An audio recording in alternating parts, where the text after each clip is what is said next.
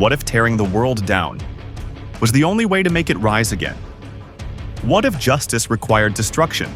This is the question behind Bane, the masked revolutionary who rose from the depths of hell to finish what Ra's al Ghul began. To him, pain wasn't a curse. It was the proof of life, the fuel that forged his purpose. But beneath the mask of a monster was a man shaped by suffering, convinced that society could only be saved through collapse. Welcome to the fifth and final chapter of Arc 1, The Other Side of Justice.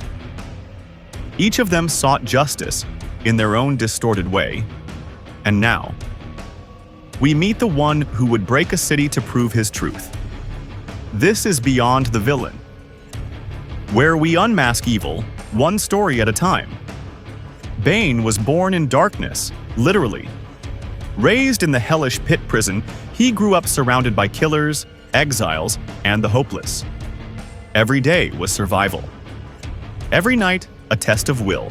When the innocent child Talia al Ghul was thrown into that same pit, Bane became her protector, the only light in her nightmare. But protecting her came at a price. When the prisoners attacked, Bane's face was shattered. They saved his life with a crude mask that delivered constant anesthetic. From that day on, every breath was pain. If I pull that off, will you die? It would be extremely painful. And pain became purpose. When Ra's al Ghul discovered his daughter's savior, he found not a man, but a symbol. Bane was cast out of the League for reminding Ra's of what he feared, the uncontrollable fire of compassion. Yet, years later, Bane returned to finish his master's mission: cleanse Gotham through destruction. To him, Gotham wasn't a city. It was a lie, a monument to corruption pretending to be civilization. And the only cure for a lie was truth, spoken in fire. Bane didn't seek power for himself. He sought balance through terror. Bane isn't chaos like Joker. He isn't ego like Light Yagami. He's conviction forged in suffering, the physical embodiment of Ra's al Ghul's ideology, stripped of mercy. Bane's entire philosophy can be captured in one word: pain. To him, pain was the greatest teacher. It purified weakness, erased illusion, and revealed truth.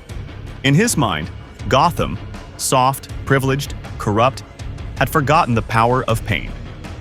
This connects Bane's ideology to Nietzschean philosophy. Friedrich Nietzsche once wrote, "That which does not kill us makes us stronger." Nietzsche believed that struggle and suffering are essential for human growth, that without hardship, civilization decays. Bane lived that belief, breathing it, literally, through his mask. He represents radical Nietzscheanism, the idea that to create meaning, one must destroy what is weak and decadent. To him, Gotham's comfort was corruption. Justice required revolution. That's why Bane didn't just want to kill Batman. He wanted to break him, to show him that pain was the path to truth. Oh, you think darkness is your ally? He says, a declaration of philosophical superiority. Bane wasn't evil for evil's sake. He believed he was liberating Gotham from illusion, the illusion of safety, of order, of moral structure. But this is where the danger lies. When you glorify pain as purity, you justify cruelty as necessity. Bane believed his suffering gave him the right to inflict it on others. He mistook personal endurance for moral authority. In philosophy, this is called moral asceticism, the belief that virtue comes through suffering, but when pushed to extremes, it becomes tyranny disguised as discipline. Standing against Bane was Bruce Wayne, a man who also knew pain. But unlike Bane, Bruce learned that pain isn't meant to destroy. It's meant to rebuild. When Bruce fell into the same pit, he learned what Bane never did. That true strength doesn't come from hating the world, but from climbing out of it. Bane's worldview is nihilistic. He destroys meaning to prove his point. Bruce's is existential. He creates meaning from his suffering. Batman's climb represents rebirth, the rejection of fatalism. He learns that rising isn't about dominating others, but choosing hope in the face of despair. This conflict mirrors real revolutions in history, where movements born from suffering turned into oppression. When ideology replaces empathy, freedom becomes another form of control. Think of revolutions that promised equality but delivered fear, a reminder that every system, even in ruin, needs compassion to survive rebirth. What can Bane's philosophy teach us if we strip away the violence? First, it reminds us that pain is inevitable, but suffering can be meaningful. Every revolution begins in discomfort, every personal growth in struggle. But the difference between creation and destruction lies in empathy. In times of crisis, economic collapse, war, or inequality, leaders often rise using Bane's logic. We must burn it all down to start anew. History shows us that this mindset, while emotionally satisfying, rarely heals what it destroys. Real change comes not from erasing the system, but reforming it with conscience. We can apply Bane's lesson in our own lives. Embrace hardship as a teacher, not as a weapon. Let pain remind us that we're alive, not that others must suffer too. Was Bane truly evil? Or was he a tragic product of the pit that raised him? He sought justice, but in doing so, he became the very monster he was fighting. He freed a city only to enslave it again under his ideology. Bane's story raises a timeless moral paradox. Can destruction ever be justified in the pursuit of renewal? Plato warned that the just city requires philosopher kings guided by wisdom, not vengeance. Bane was no philosopher king. He was a wounded prophet. And prophets without balance turn salvation into apocalypse. From the French Revolution to modern insurgencies, history echoes Bane's flaw, mistaking revolution for redemption.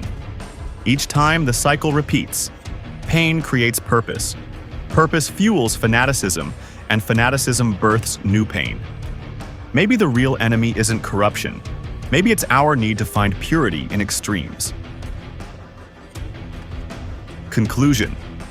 From Darth Vader's obedience to Bane's rebellion, Arc 1 has shown us one truth. Justice has a shadow. Every villain we've met believed they were saving the world. But their downfall was always the same. They lost sight of mercy.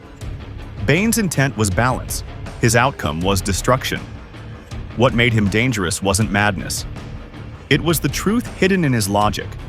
When pain becomes a religion, justice becomes vengeance. And the line between savior and tyrant disappears. Philosophy without compassion is the seed of oppression. Bane teaches us that we must never glorify suffering, only learn from it. So as we end the other side of justice, remember this. Evil doesn't always wear a smile or a mask. Sometimes it wears conviction. This has been Arc 1 of Beyond the Villain, where every monster was once a believer, and every act of justice hides a shadow. Do you think Bane was right? That pain is the only path to true freedom? Or was he just another victim of his own ideology? This is Beyond the Villain, where we unmask evil, one story at a time. Please watch the full episode of Arc 1, The Other Side of Justice. See you in Arc 2. Please like, share, comment, and subscribe.